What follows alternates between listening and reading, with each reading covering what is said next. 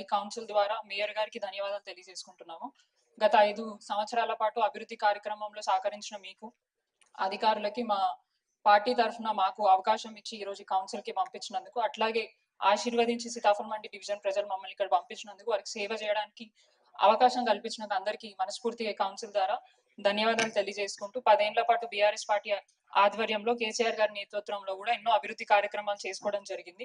దాంట్లో 9.5 ఏళ్ల పాటు హైదరాబాద్ జిహెచ్ఎంసీ ప్రాంతాల్లో కూడా ఎన్నో అభివృద్ధి కార్యక్రమాలు చేసుకున్నాం. సో పార్టీ తరఫున, మా కార్పొరేటర్ల తరఫున కేసీఆర్ గారికి ధన్యవాదాలు తెలియజేసుకుంటూ, మీరు ఏదైతే బడ్జెట్ ప్రవేశపెట్టారో దాంట్లో బడ్జెట్ లోనే అంటే ఇంకో పబ్లిక్ కన్వీనియన్స్ అని చెప్పేసి 27 crores దానికి ఇచ్చారు సార్. దాంట్లో పబ్లిక్ టాయిలెట్స్ కానివ్వండి, దాని గురించి మాట్లాడుతూ అసలు మా దగ్గర గతంలో ఉన్న టాయిలెట్స్ ప్రాపర్ గా మెయింటైన్ చేయట్లేదు పబ్లిక్. ఇప్పుడు కొత్తగా రీసెంట్ గా కాంట్రాక్టర్ ఫోన్ చేసి కొన్ని కన్స్ట్రక్షన్స్ చేస్తాం పబ్లిక్ కి సంబంధించింది అని అన్నారు. అసలు మా దగ్గర అట్లాంటి కన్స్ట్రక్షన్ అంటే పబ్లిక్ టాయిలెట్స్ కన్స్ట్రక్షన్ చేయడానికి ఎటువంటి స్కోప్ లేని పరిస్థితుల్లో మరి బడ్జెట్ కేవలం ఇక్కడే కాదు, ఉన్న హైదరాబాద్ ప్రాంతంలో ఎక్కడెక్కడైతే పబ్లిక్ టాయిలెట్స్ కడుతున్నారో వాటి మెయింటెనెన్స్ ప్రాపర్ గా ఉండట్లేదు, ఇబ్బందికరమైన సిచ్యువేషన్ ఉంటుంది. మరి ఈ బడ్జెట్ అంతా ఎక్కడ పోతుంది ఏంటిది అనేది ఒక డౌట్ అనేది అందరికి ఉన్న విషయం. అండ్ మీరు పెట్టిన దాంట్లో రోడ్స్ మెయింటెనెన్స్ లో సిఆర్ఎంపీ అన్నారు. సిఆర్ఎంపీ ఆల్మోస్ట్ ఆల్ అయిపోయి 1.5 years పైన అవుతుంది. మరి దాని మీద ఇప్పుడు దాకా ఎటువంటి క్లారిటీ లేదా, అది వచ్చిందా రాలేదా. నెక్స్ట్ ఇప్పుడు రోడ్స్ మెయింటెనెన్స్ లో సిఆర్ఎంపీ అనేది ఉంటుందా, వారి పాత్ర ఉంటుందా అనేది ఒక క్లారిటీ. ప్లస్ అడ్వర్టైజ్మెంట్ లో కూడా మనకు వచ్చే రెవెన్యూలో అదొక మేజర్ భాగం. సో అది కూడా తగ్గించినట్టు మాకు అనిపిస్తుంది. అది కూడా ఒకసారి క్లారిటీ ఇస్తే బాగుంటుంది. అండ్ అదే కాకుండా గతంలో మేయర్ గారి నేతృత్వంలో కొన్ని కమిటీస్ వేయడం జరిగింది, advertisement, sanitation and street dogs అని చెప్పేసి. ఇప్పటిదాకా ఆ కమిటీస్ ఎటువంటి ప్రోగ్రెస్ కనిపించట్లేదు. ఇవి మనకు మేజర్ ఇష్యూ. అండ్ రీసెంట్ గా స్ట్రీట్ డాగ్స్ వల్ల మనం చాలా ఇబ్బంది పడుతున్నాం, అది ప్రతి ఒక్కరికి వచ్చే ఇబ్బంది. అప్పుడు స్టాండింగ్ కమిటీలో ఉన్నప్పుడు శివారు మున్సిపాలిటీస్ ప్రాంతంలో ఉన్న ప్లేసెస్ లో కొన్ని ప్లేసెస్ ఐడెంటిఫై చేసి కొద్దిగా అగ్రెసివ్ ఉన్న డాగ్స్ ని మనం అక్కడ షిఫ్ట్ చేద్దాం అన్నారు. కానీ అది ఇప్పుడు దాకా ఎటువంటి ఇంప్లిమెంటేషన్ అయితే కనిపించట్లేదు. దాని ద్వారా ఏరియాస్ లలో ఎక్కువ స్ట్రీట్ డాగ్స్ పెరిగిపోయి చాలా మంది మీద దాడి చేసే ఇబ్బందికరమైన సిచ్యువేషన్ జరుగుతుంది. అండ్ రీసెంట్ గా మీరు ఇస్తా అన్న బడ్జెట్ ఏదైతే 2 కోట్ల దాంట్లో ఇప్పటిదాకా మాకు ఓన్లీ 1 కోటి మాత్రమే శాంక్షన్ అయినట్టు కనిపిస్తుంది. ఇంకో కోటి 10 రోజుల వ్యవధిలో అది కంప్లీట్ అవుతుందా లేదా అన్న క్లారిటీ కూడా ఒకసారి ఇస్తే బాగుంటుందని నా ఒక రిక్వెస్ట్. అండ్ రీసెంట్ గా జరిగిన ఈ మున్సిపాలిటీ మర్జర్ ఏదైతే ఉందో సార్, దాంట్లో 150 నుంచి 300 చేసిన క్రమంలో చాలా మంది అధికారులను మేము ట్రాన్స్ఫర్ చేయడం జరిగింది. దాంట్లో ఇంజనీరింగ్ డిపార్ట్మెంట్ ని తీసుకుపోయి శానిటేషన్ వాళ్ళని తీసుకొని వచ్చి ఇంజనీరింగ్ లో కలిపారు. సో వారికి అవగాహన కొద్దిగా లేట్, అంటే అవన్నీ తెలుసుకొని వర్క్స్ చేసేంత వరకు చాలా ఇబ్బందిమైన సిచ్యువేషన్ అక్కడ మాకు ఎదురవుతుంది. సో దాన్ని కూడా, ఎందుకంటే 10 రోజుల తర్వాత మిమ్మల్ని అడిగే వాళ్ళు ఎవరు లేకుండా పోతారు, మీదే రాజ్యం నడుస్తుంది కాబట్టి ఖచ్చితంగా మీరు దాన్ని దృష్టిలో పెట్టుకొని మాకు ఎటువంటి ఇబ్బంది కాకుండా చూడాలి. ఎందుకంటే అకౌంటబిలిటీ అనేది ఉండాలి కాబట్టి ఇప్పుడంటే మేము అడగడానికి అవకాశం ఉంది, తర్వాత మా మాట వింటారో లేదన్న బాధ భయం కూడా ఉంది కాబట్టి ఇప్పుడే మేము దీన్ని ప్రశ్నిస్తున్నాం. అలాగే రీసెంట్ గా ఎంటమాలజీకి సంబంధించిన ఒక ఇష్యూ మా దృష్టికి రావడం జరిగింది. వాస్తవానికి అక్కడ ఎన్నో ఇష్యూస్ మా ఏరియాలో ఇప్పుడు మస్కిటో ఇష్యూస్ చాలా వస్తున్నాయి సార్ ఏరియాలలో.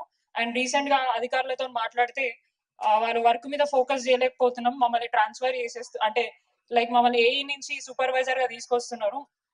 పోస్ట్ గ్రాడ్యుయేట్ చదువుకున్న వాళ్ళం అందరం కలిసి ఇప్పుడు సూపర్వైజర్ గా చేయాలంటే హేమ గారు will talk about budget.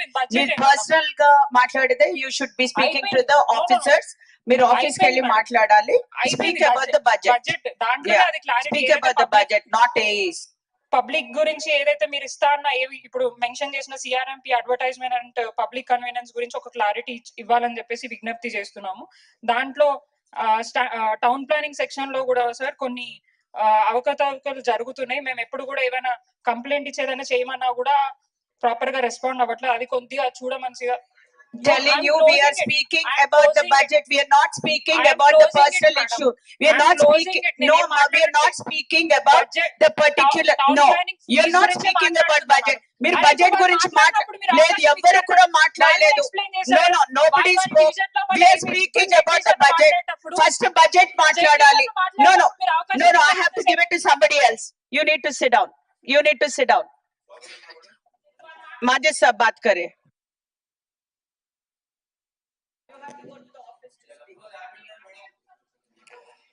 Madam, मैं मेरी जानिब से और पार्टी मेरे मजलिस इत्तेहादुल मुस्लिमीन की जानिब से आपको, कमिश्नर साहब को, तमाम ऑफिशियल्स को एक 11,460 करोड़ का बजट जो जीएचएमसी की तरक्की के लिए आप लोगों ने दिया है, उसके लिए मैं आप लोगों को मुबारकबाद देता हूं।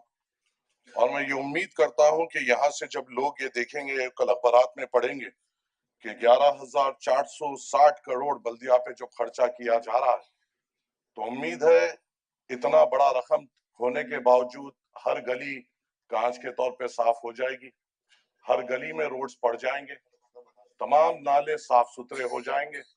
जो सैनिटेशन का हमारे पास वर्कर का इश्यू है, 11,460 करोड़ रुपए खर्चा करे बाद से जितने भी वर्कर्स हमारे पास कम है वो पूरे भर जाएंगे इंशाअल्लाह ताला। स्ट्रीट लाइटिंग्स पूरी तरीके से कल से 100% ग्लोइंग में आ जाएगी, स्टाफ पूरी तौर पर हमारे पास आ जाएगा। और मुझे उम्मीद है कि हम जब भी कमिश्नर साहब या जोनल कमिश्नर साहब के पास सैंक्शन के लिए जाएंगे और ये कहेंगे कि आप तो 11,460 करोड़ का बजट बनाए हैं, हमें तो सिर्फ 5 करोड़ का सैंक्शन है, तो मुझे उम्मीद है जोनल कमिश्नर्स और कमिश्नर साहब आंख बंद कर तमाम जो हमारे काम है उसको सैंक्शन दे देंगे। क्योंकि जब हम अवाम में जाएंगे और जब अवाम ये पढ़ेगी कि जब 11,460 करोड़ का बजट बना है तो हर काम होना चाहिए, मगर असलियत में जब मैं ये भी देखता हूं मैडम, मुझे उम्मीद है और आपसे तमाम जोनल कमिश्नर साहब से और मैडम के जरिए से तमाम ऑफिशियल से ये उम्मीद है कि इतना बड़ा बजट होने के बाद कल से जब कोई भी इलेक्टेड रिप्रेजेंटेटिव हो या एक्स ऑफिशियो मेंबर हो या कोई भी कॉर्पोरेटर हो, तो कल से हमारे अप्रूवल शुरू हो जाएंगे, क्योंकि आपके हाथों में 11,460 करोड़ रुपए है। अगर है तो हमें कल से सैंक्शन सुनाए, अगर नहीं है तो आपको उठ के बोलना पड़ेगा भाई कल से हम नहीं दे सकते, हकीकत ये अलग है। तो ये आपको सफाई दीजिए। दूसरी चीज साहब, मैं आपको मुबारकबाद देता हूं, मैडम को भी मुबारकबाद देता हूं। आज जो जीएचएमसी काउंसिल हो रही है, ये करीबन जो डिलिमिटेशन हुआ है और तमाम 27 यूएलबीज को मिलाया गया है, 27 यूएलबीज और प्रेजेंट जीएचएमसी को मिलाते हुए ये बजट पेश किया जा रहा है और आपके जेर निगरानी पेश किया जा रहा है। तो ये हमेशा याद रखा जाएगा कि आप वो पहली मेयर है और आप वो पहले कमिश्नर है जिसने टोटल, अगर हम देखें, 1400 किलोमीटर के एक्सवाइल 27 म्युनिसिपैलिटीज और 625 किलोमीटर के जीएचएमसी माने 2000 स्क्वायर किलोमीटर का बजट आप दोनों के यहाँ पे रखने का मौका मिला है और हमें उम्मीद है कि इससे बहुत ज्यादा तरक्याती काम होंगे। डिलिमिटेशंस में करीबन 150 कॉर्पोरेट अवार्ड से जो अगला बार होगा 300 कॉर्पोरेटर्स होंगे। सर्कल्स में 30 से आपने 60 की बढ़ोतरी की है, जोन्स 6 से 12 हुए हैं और 27 यूएलबीज यहाँ पे जुड़े गए। कमिश्नर साहब, हम आपके जरिए से ये भी जानना चाहेंगे, आपने इतना बड़ी एक्सरसाइज की है, 150 से 300 वार्ड की, 30 सर्कल से 60 सर्कल की, 6 सर्कल से 12 सर्कल की, तो हमें ये भी जानने का पूरा हक है कि इन जोन्स में, इन सर्कल्स में टोटल आबादी कितनी है और यहाँ पर जब मैं देख रहा हूँ और उन टोटल आबादी को जोन वाइज बजटिंग कैसे किए जाएगी, क्योंकि इसमें मुझे जोन वाइज बजटिंग नहीं दिख रही है। 11,460 करोड़ है, मगर कौन से जोन को क्या फराहम होगा, पॉपुलेशन वाइज क्या होगा, ये आपको देने की जरूरत है यहाँ पर। और एक चीज ये है सर कि जो सर्कल्स भी आपने बनाए हैं बहुत उम्दे तरीके से बनाए हैं। अब जैसा अगर मैं मेरे कॉन्स्टिट्यूंसी की बात करूं, पहले एक सर्कल था, मेरे तमाम डिविजन एक डीएमसी के अंडर आते थे, एक एई के अंडर आते थे और पूरे ऑफिशियल्स एक सर्कल के तहत काम करते थे। अब जब आपने बनाया है, अल्हम्दुलिल्लाह, आपने आपका भी काम बढ़ाया, हमारा भी काम बढ़ाया है। अब मुझे मेरी कॉन्स्टिट्यूंसी के रिप्रेजेंटेशन के लिए पहले एक डीएमसी का जाना पड़ता था, अब 3 डीएमसीओ का जाना पड़ रहा है।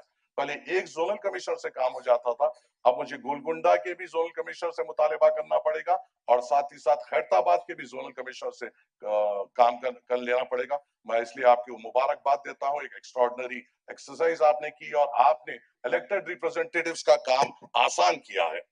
क्यों किया है, कैसे किया है और किस लिए किया है, ये आप बेहतर जाने और आप ही हमें इसके बारे में बताएं। यहाँ पर सर 25 नवंबर को ओपिनियन पास यहाँ पे लाया गया मर्जर के ताल्लुक से और उसको अप्रूव किया गया। हालांकि मैं जितना मेयर, मैं कोशिश है 2 साल में यहाँ पे रहा हूँ, 3 साल में यहाँ पे रहा हूँ, ये पहला ऐसा इंस्टेंस था जहां पर बगैर स्टैंडिंग कमेटी के अप्रूवल के आपने उस कुर्सी में बैठते हुए रूल को तोड़ते हुए उसको सीधी तौर पे जनरल बॉडी में लाते हुए वो उसको पास किया है। वो कितना बेहतर है आप बेहतर जाने, आपको ही मालूम। 16 को रेक्टिफिकेशन लाया गया, ना स्टैंडिंग कमेटी में डिस्कस किया गया, ना लाया गया, एक चीज को पूरी तौर पे खुंदलते हुए और ये कहा गया कि गवर्नमेंट का इंस्ट्रक्शन है। सर, गवर्नमेंट जब इन 4 दीवारियों में लाती है तो उसका हुक्म यहाँ पे नहीं चलता है, क्योंकि ये एक इंडिपेंडेंट बॉडी है और इसको लीड करती है ऑनरेबल मेयर, और यहाँ पे इलेक्टेड बॉडी के जरिए से ही हर कदम आगे बढ़ सकते हैं। जब तक इलेक्टेड बॉडी है आपको एक्ट के हिसाब से चलना पड़ेगा, रूल्स के हिसाब से चलना पड़ेगा, और ये यहाँ पर किसी किस्म से कोई भी ऐसे इक़दाम नहीं लिए जा सकते। दूसरी चीज सर, मैं आपको यहाँ पर